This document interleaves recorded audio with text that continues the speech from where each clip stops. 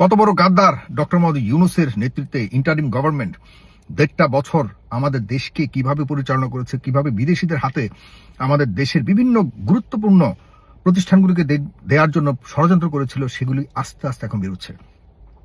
যখনই আমি সমালোচনা করেছি এবং ডক্টর মোহাম্মদ ইউনূসের নেতৃত্বে তার প্রতি ডক্টর মোহাম্মদ ইউনূসের প্রতি আমার এখনো পর্যন্ত সম্মান আছে।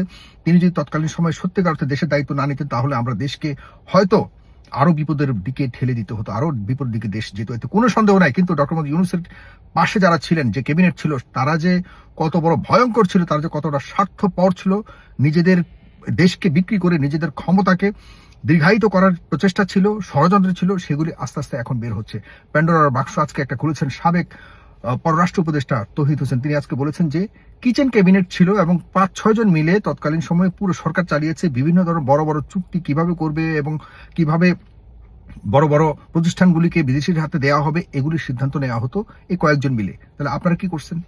আজকে দেখুন, আজকে একটা ফটোকার্ড, মানে একটা বিভিন্ন উপদেষ্টাদের স্টেটমেন্ট সংযুক্ত একটা নিউজ চতুর্দিকে সার্কুলেট হয়েছে, বেশ ভাইরাল হয়েছে। সেখানে ব্রিগেডিয়ার সাখাওয়াত হোসেন, ফরিদা আক্তার, তৌহিদ হোসেন, সেখানে আসিফ নজরুল, এই চারজনই গুরুত্বপূর্ণ। এই চারজনের আশপাশে কেউ যেতেও পারতো না তৎকালীন সময়ে। এদের ভাব ছিল প্রেসিডেন্ট চেয়েও বেশি। মনে হয় যেন এরা নিজেরা ফাইট করে রাস্তা থেকে বাংলাদেশকে মুক্ত করেছিল আপনার এই শেখ হাসিনার কাছ থেকে। এখন তারাই বাংলাদেশকে চালাবে, তারা বাংলাদেশের মালিক। এই কয়েকটা মানুষের কারণে পুরো বাংলাদেশের মানুষের দীর্ঘদিনের বঞ্চনার পরবর্তীতে যে পরিবর্তনের জন্য মানুষ স্বপ্ন দেখেছিল, ২৪-এর মাধ্যমে জীবন, মানে ১৫০০ মানুষের জীবন দিয়ে যে বাংলাদেশকে আমরা আদায় করেছিলাম, সেই দায়িত্ব এরা নিয়ে আমাদের সাথে, বাংলাদেশের সাথে মকারি করেছে, বেইমানি করেছে। বেইমানদেরকে বিচার করতে হবে। জনাব তারেক রহমান, আপনাকে বলছি, কি চুক্তি করেছে, কি চুক্তি, অন্যান্য ডিপার্টমেন্টে অনেক বড় বড় চুক্তি করেছে, গোপন চুক্তি করেছে, টাকার মাধ্যমে চুক্তি করেছে, এতে কোনো সন্দেহ নাই। আপনি টাস্ক ফোর্স গঠন করুন। আপনি টাস্ক ফোর্স গঠন করে এদের সবগুলিকে জবাবদিহিতার আওতায় আনার ব্যবস্থা করুন। জনগণ আপনার সাথে আছে, এতে নিশ্চিতভাবে আপনি এগিয়ে যান। ডক্টর মোহাম্মদ ইউনূস, আপনিও দয়া করে খোলাসা করেননি তৎকালীন সময়ে ইউনাইটেড স্টেটের সাথে, আমেরিকার সাথে আপনি কি গোপন চুক্তি করেছেন, আপনাকে এবং কেন করেছেন, কিসের বিনিময় করেছিলেন?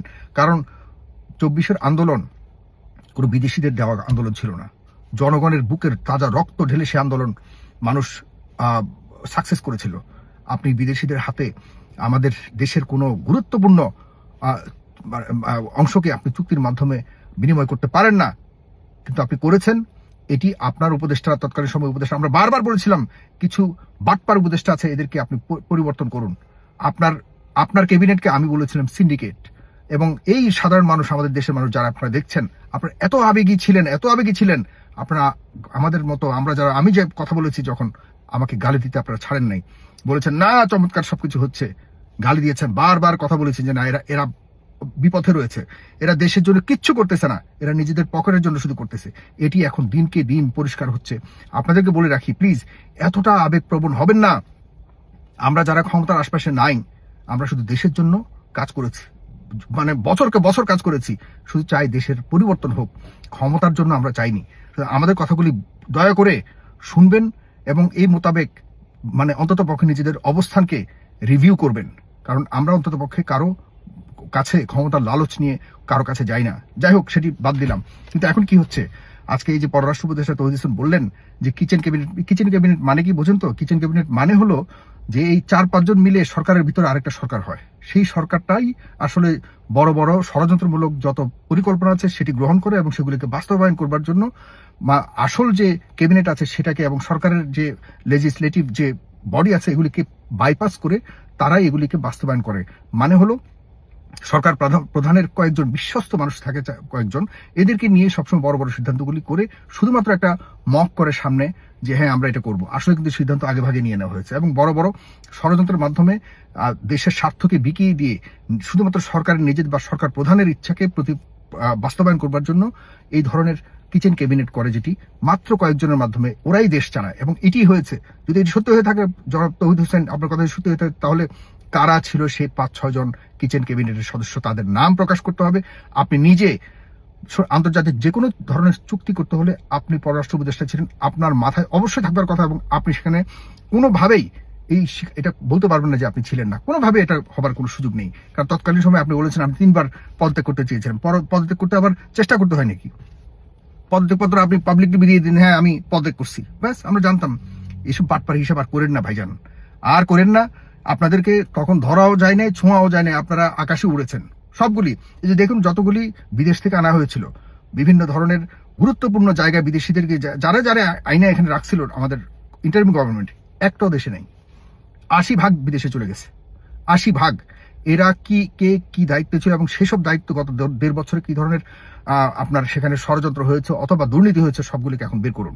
জনাব তারেক রহমান, আপনাকে বলছি, আপনি বর্তমান সরকার প্রধান হিসেবে আপনি আপনার যে ক্যাবিনেটের সদস্যরা রয়েছে তারা এখন কি ধরনের চ্যালেঞ্জ মোকাবেলা করতে হচ্ছে, তৎকালীন সময়ে কি কাজ করেছে আপনার ইন্টারিম গভর্নমেন্টের উপদেষ্টারা, সেসব কারণে আপনিও ক্ষতিগ্রস্ত হচ্ছেন কিনা, এগুলিকে স্পষ্ট না করলে তাহলে কিন্তু এই ব্যর্থতার দায় আপনারও নিতে হবে।